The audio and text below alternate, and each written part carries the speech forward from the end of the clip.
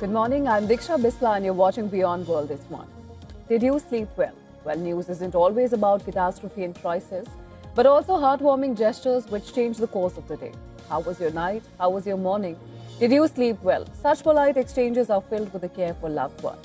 So just like ask your dear ones this thoughtful question. Did you sleep well? They'll feel good about it. All right, now let's start this bulletin by quickly taking a look at the headlines.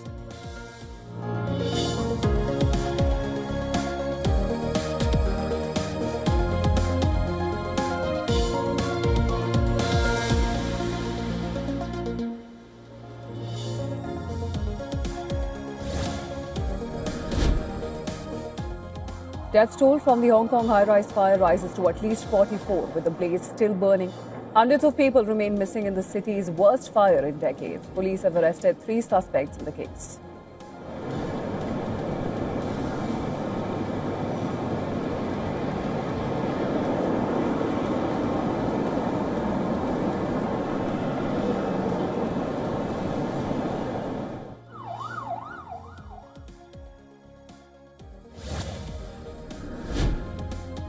US President Donald Trump orders deployment of 500 additional troops to Washington, D.C. after a shooting near White House which left 2 National Guard members in critical condition. Suspected gunman has been taken into custody.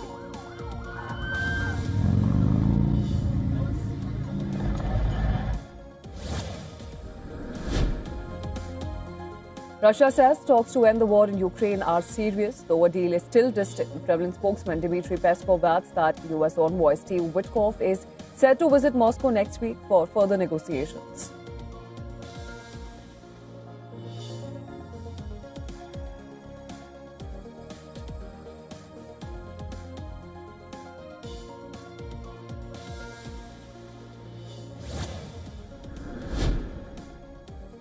Israel's military launches new operation against Palestinian armed groups in occupied West Bank, raiding several towns after its army said it received intelligence about attempts to establish terrorist strongholds.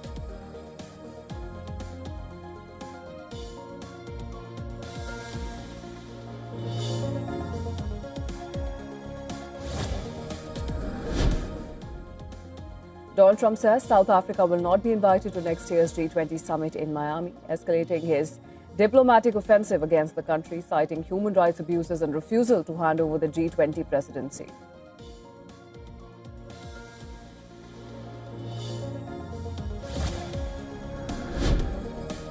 PTI wraps up sit-in outside Rawalpindi's Adiala jail over Imran Khan's sister being denied a meeting. However, Alima Khan says that authorities have not responded and insists that the family be allowed to see him.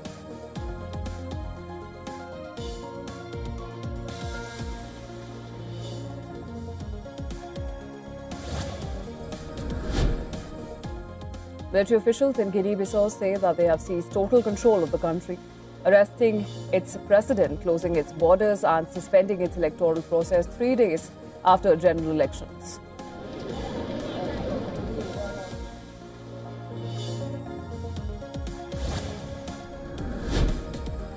Residential tents in Hong Kong reached record highs driven by increased demand from mainland China, even as the global real estate market slowed. After little increase from August, rental price index reached its highest point since records began in 1993 in September.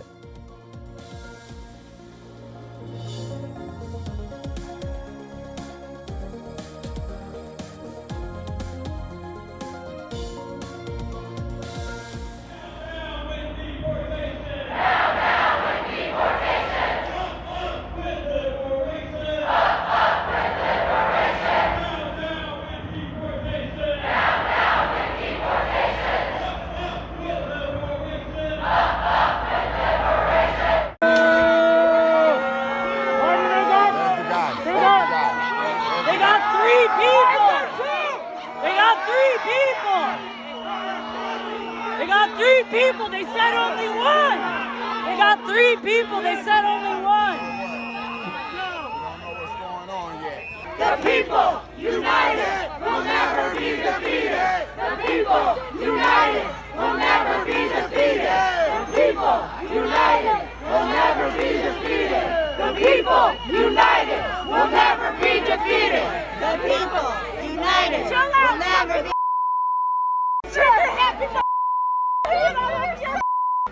Keep your hands I just said all over your face. You can't wait to beat somebody down for the team all over your face. Shame on your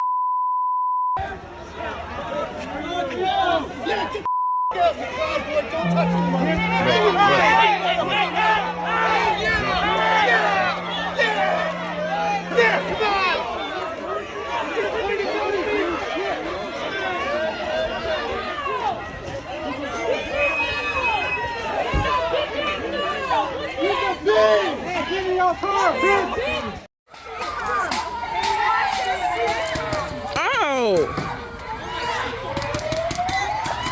that's not right.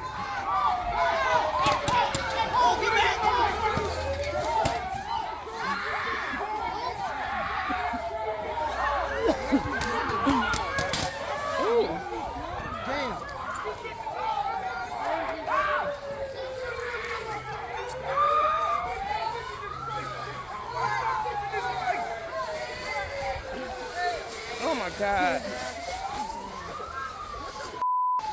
That's what they want. They want us to fight back. We have to stay peaceful. A monstrous ambush-style attack just steps away from the White House. They'd been deputized as part of the most successful public safety and national security mission in the history of our nation's capital, the D.C. Safe and Beautiful Task Force, which has achieved an unprecedented reduction in violent crime and crimes of all type. This heinous assault was an act of evil, an act of hatred, and an act of terror. It was a crime against our entire nation. It was a crime against humanity. The hearts of all Americans tonight are with those two members of the West Virginia National Guard and their families. The love of our entire country is pouring out for them, and we are lifting them up in our prayers. As we are filled with anguish and grief for those who were shot, we're also filled with righteous anger and ferocious resolve. As President of the United States, I am determined to ensure that the animal who perpetrated this atrocity pays the steepest possible price.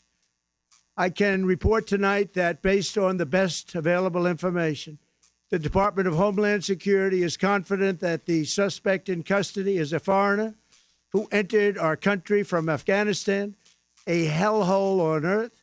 He was flown in by the Biden administration in September 2021 on those infamous flights that everybody was talking about. Nobody knew who was coming in. Nobody knew anything about it. His status was extended under legislation signed by President Biden, a disastrous president, the worst in the history of our country. This attack underscores the single greatest national security threat facing our nation. The last administration let in 20 million unknown and unvetted foreigners from all over the world, from places that you don't want to even know about. No country can tolerate such a risk to our very survival. An example is Minnesota, where hundreds of thousands of Somalians are ripping off our country and ripping apart that once great state.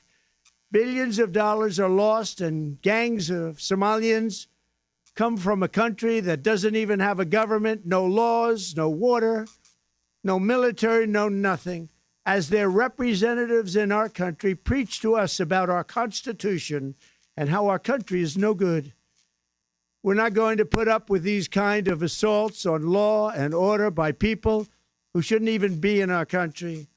We must now re-examine every single alien who has entered our country from Afghanistan under Biden, and we must take all necessary measures to ensure the removal of any alien from any country who does not belong here or add benefit to our country. We must now re-examine every single alien who has entered our country from Afghanistan under Biden, and we must take all necessary measures to ensure the removal of any alien from any country who does not belong here or add benefit to our country. If they can't love our country, we don't want them. America will never bend and never yield in the face of terror. And at the same time, we will not be deterred from the mission these service members were so nobly fulfilling. That is why tonight I can announce that I have directed the Department of War to mobilize an additional 500 troops to help protect our capital city. We will make America totally safe again, and we will bring the perpetrator of this barbaric attack to swift and certain justice if the bullets going in the opposite direction haven't already done that. During this time of the year, when we gather at home with loved ones, these two patriots were wearing the uniform of our country, patrolling the streets of our capital. They had taken a selfless oath to defend our nation against all enemies, foreign and domestic. And that is exactly what they were doing when they were gunned down in a savage attack. I want to express my extraordinary gratitude to every member of the United States military who is deployed tonight at home and abroad. I also want to thank the Secret Service and the D.C. Metropolitan Police Department for their work today. This Thanksgiving, I ask every family to say a prayer for the two great heroes who were so horribly shot, and for their loved ones. Please say a prayer. May God bless them and comfort them, and may God bless and protect the United States of America. Thank you and good night.